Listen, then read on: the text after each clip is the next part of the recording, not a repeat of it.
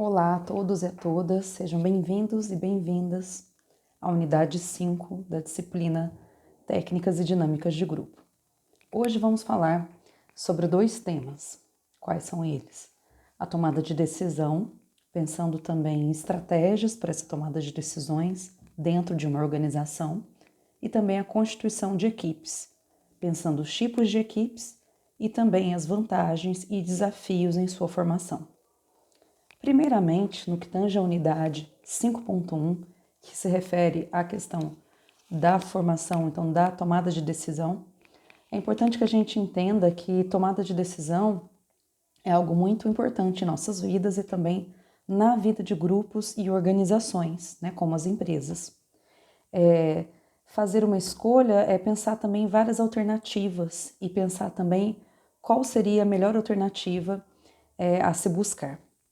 A gente analisa aspectos que são racionais, são analíticos, mas também que são intuitivos, né? Então, tomar decisões implica pensar em muitos aspectos e por vários ângulos. Ao escolher, a gente está visualizando resultados da nossa escolha. Existem 3 métodos que são aí colocados na unidade 5.1. Primeiramente, o método brainstorm. Todo mundo conhece mais esse método, porque brainstorm é justamente, né, essa tempestade de ideias, de pensamentos. Então, em grupos de até 8 a 10 pessoas, você pede que as pessoas coloquem tudo que elas estiverem pensando, né, sobre as decisões, sobre as alternativas, sobre as escolhas. E aí, então, é possível nessa reunião, ao colocar todas as ideias, que podem ser colocadas, por exemplo, num quadro, pode ser colocadas num papel, para que todo mundo visualize. É importante, então, que haja esse espaço de troca, de combinar ideias, de buscar a melhor decisão em grupo. A vantagem é justamente essa, você poder visualizar as decisões tomadas ali por aquele grupo. Existe também o método do grupo nominal. Como é que ele funciona? Em grupos, as pessoas apresentam as ideias de modo independente, não tem esse cruzamento de ideias.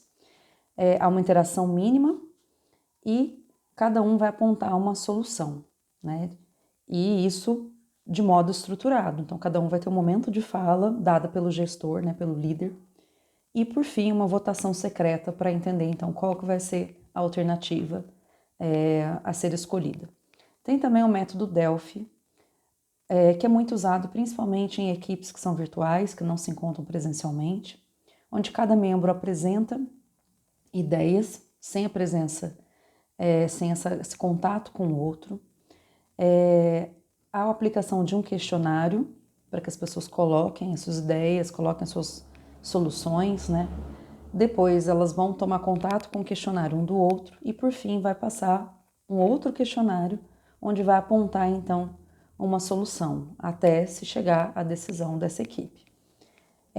A vantagem desse método Delphi é que ninguém passa muito pela opinião do outro. Quer dizer, cada um dá sua opinião e toma contato de modo anônimo com as ideias do outro.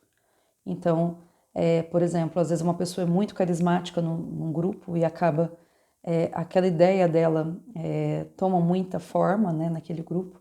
No método Delphi não tem esse problema. E ele é melhor também para grupos virtuais. O importante é, assim, também como uma estratégia, seja para qualquer método que for utilizado, né, é que quanto mais fatos forem recolhidos sobre essa tomada de decisão, melhor será. Além disso, decisões que são tomadas coletivamente, que não ficam centralizadas apenas na gestão, elas repercutem melhor nesses grupos, né, nessas organizações, porque as pessoas sabem de onde elas estão partindo, qual o problema detectado e o que precisa ser feito. Então, quanto mais pessoas, melhor. Além disso, é importante também seguir rotinas, procedimentos, para dar uma ideia de estruturação, porque as pessoas se sentem menos perdidas quando você tem uma estruturação. Você tem uma ideia, você tem uma reunião, você tem um processo, né? Seja de qualquer método que for utilizado. Tomar decisões é difícil porque a gente vive num mundo de incertezas e também quando tomamos decisões, estamos visualizando as consequências e nem sempre todas as consequências são definíveis de antemão. O resultado que se espera é muito importante. É importante também conhecer a cultura, fortalecer os processos de comunicação, né? e consenso, porque isso é muito importante. Quanto mais eu comunico melhor com as pessoas, maior a eficiência do que vai ser decidido. Quanto mais pessoas envolvidas, o resultado mais qualificado. As decisões tomadas por equipes heterogêneas, elas têm um impacto interessante, porque você também vai ouvir diversas experiências, diversas expectativas. Como já mencionado, né, na técnica do brainstorming, as pessoas ficam muito entusiasmadas, isso é muito interessante, né? As ideias são combinadas, refletidas, mas tem esse ponto negativo de que talvez as pessoas, se elas não forem bem contempladas nas suas opiniões, né, elas podem não se sentir muito bem acolhidas. Então, exige uma atenção muito grande da liderança e da gestão. Na técnica nominal, tem uma participação de todos os membros, tem um controle do tempo, porque é tudo muito estruturado, cada um vai expor sua opinião, mas existe, como ponto negativo, um pouco de rigidez e ausência de um cruzamento de ideias que poderia ser fértil. E o Delphi, o sucesso depende realmente do tempo, da expertise dos membros, da habilidade de comunicação, porque é tudo mais à distância, então precisa ter uma boa comunicação, uma comunicação muito clara. De todo modo, para qualquer decisão que formos tomar dentro de uma organização, é importante reconhecer o problema, construir alternativas, então não partir do nada, também pensar em ideias, propor, né, ser propositivo, avaliar vantagens e desvantagens de cada alternativa, de cada solução apontada. Ao selecionar uma alternativa, implementá-la e também fazer o controle, que é a sua avaliação, ou seja, avaliar os resultados das decisões tomadas. É melhor admitir o erro do que insistir no erro. Então dá para voltar atrás, dá para fazer diferente, dá para fazer de novo. Exige também, ao tomar a decisão, pensar um pouco nas pressões, nos prazos, momentos que a instituição está passando, né? A expectativa das pessoas, determinar o peso desses critérios. E é muito importante também listar as alternativas, né, para analisar, a fim de resolver o problema. Quanto melhor uma comunicação, quanto melhor essa participação dos membros, mais chance de termos um processo mais democrático, onde as pessoas vão se implicar nessa decisão, que não vai ser só uma decisão centralizada, uma decisão também de equipes, de grupos e de pessoas. No que se refere à unidade 5.2, equipes, é importante a gente entender que há vários tipos de equipes. Consultem o mapa mental 5.2, que lá a gente colocou de modo bem claro as equipes. Pensar que equipes elas podem ser muito passageiras, como para a solução de algum problema muito específico. Então, ela pode ser composta por funcionários do mesmo departamento ou área e atacar um problema específico. Podem ser equipes virtuais. A empresa General Electric, ela usa muito essas equipes virtuais, a Microsoft, entre outras empresas hoje, que oferecem, então, né, que o virtual oferece horários flexíveis, você tem uma flexibilidade de trabalho maior, não precisa ficar preso ao momento que a equipe pode fazer sempre junto. Você pode fazer isso separadamente, mas isso exige muita confiança, existe um treinamento, exige também desenvolver o propósito, as metas compartilhadas e, por fim, as equipes interfuncionais, compostas por indivíduos de diferentes departamentos ou áreas, né? As interfuncionais são muito interessantes, mas elas exigem formação inicial, exigem um treinamento, mas podem ser muito eficazes.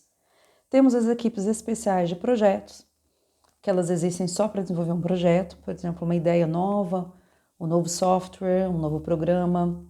Equipes autogerenciadas, que são gerenciadas pelos próprios integrantes. A ideia é muito boa, é muito interessante, porque não precisa necessariamente de um gestor, mas exige uma maturidade, uma compreensão muito clara de propósito, e não é qualquer cultura empresarial, não é qualquer cultura organizacional que se adequa a esse tipo de equipe.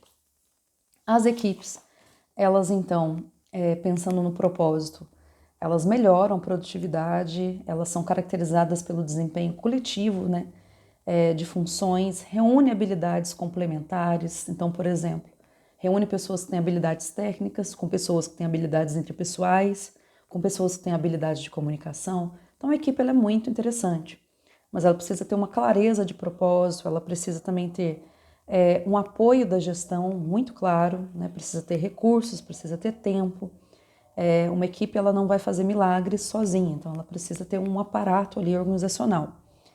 Ela exige também que haja uma meta, haja uma comunicação.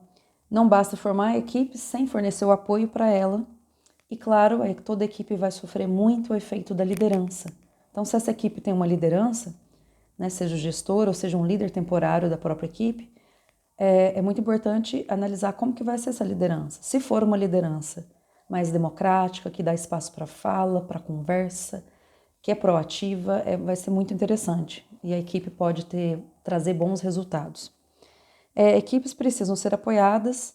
Isso exige, claro, o compromisso do líder, do gestor, né, que vai reforçar, vai dividir tarefas, vai reforçar esse trabalho, vai incentivar, vai inspirar confiança e sustentar também um clima de confiança, porque se as pessoas confiam, elas serão claramente mais produtivas, elas vão gerar mais resultados.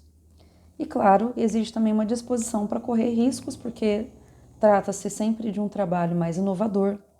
Para quem é só acostumado a seguir ordens, trabalhar em equipe às vezes pode ser um pouco desestabilizador, mas ao mesmo tempo é muito interessante, é um aprendizado também, onde as pessoas desenvolvem suas habilidades.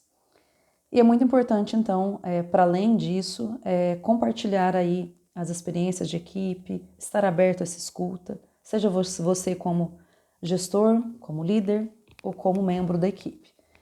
Equipes bem estruturadas não nascem da noite para o dia, às vezes leva tempo, e é preciso, então, olhar para essas relações interpessoais, né? E para isso que serve também essa reflexão sobre técnicas dinâmicas de grupo, né? A gente entender que equipes precisam de apoio, precisam de uma boa liderança, precisam de confiança, né? Além de todo o recurso também dado pela organização, para que as equipes sejam um ambiente bom de trabalho. Por hoje é isso. Sigam os passos da unidade, né? Os estudos das 2 unidades, os mapas mentais, e obrigada, até!